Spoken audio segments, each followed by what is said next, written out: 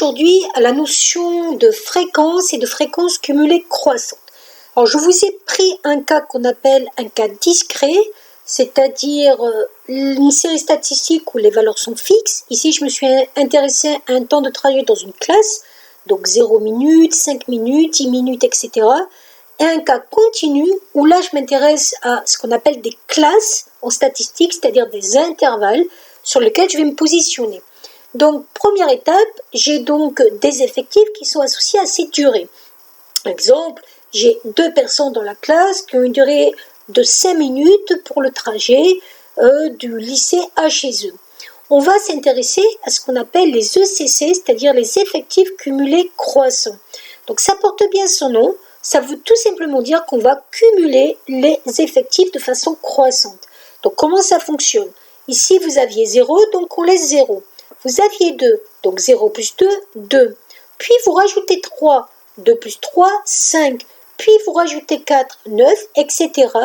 Jusqu'à ce que vous arriviez à l'effectif total, qui ici est de 34 personnes. Et donc, cet effectif total de 34 personnes va correspondre à 100% de la population. On va vous demander de calculer les fréquences. Donc, une fréquence, ça se calcule de façon assez simple. On prend l'effectif sur l'effectif total. Par exemple, ici, j'ai 2 personnes sur 34. Et si je veux une fréquence en pourcentage, je fais fois 100. Donc, 2 divisé par 34 fois 100, ça fait à peu près 5,88%. Pour 6 personnes, je vais faire 6 divisé par 34 fois 100, 11,76%, etc., etc. Et si je fais des fréquences cumulées croissantes, je vais prendre les effectifs cumulés croissants et je vais calculer les fréquences à partir de ces effectifs. Exemple, ici j'ai 15 en effectifs cumulés croissants, ça correspond au nombre d'élèves qui ont un temps de trajet inférieur ou égal à 30 minutes, 15 divisé par 34 fois 100, à peu près 44%. Et si j'avais voulu utiliser la ligne des fréquences, j'aurais pu le faire en ajoutant, donc 0 plus 5,88, 5,88, 5,88 plus 8, 82, 14, 71. Alors, par contre, là, j'avais des petits risques de me tromper par rapport à l'approximation. Donc, il vaut mieux prendre les effectifs cumulés croissants et les diviser par l'effectif total fois 100 si je veux un pourcentage.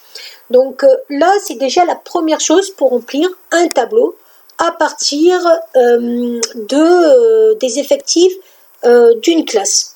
Ensuite, on va vous demander de représenter dans un diagramme ces fréquences cumulées croissantes.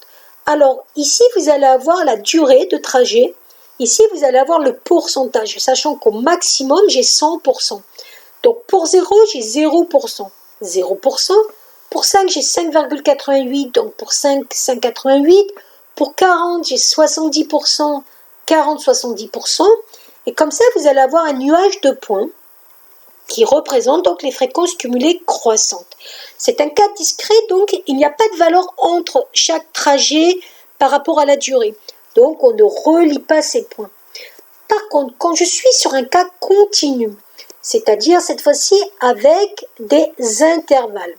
Donc, ici, si je veux la valeur qui m'intéresse pour tracer dans ce graphique, je prends la valeur extrême à droite.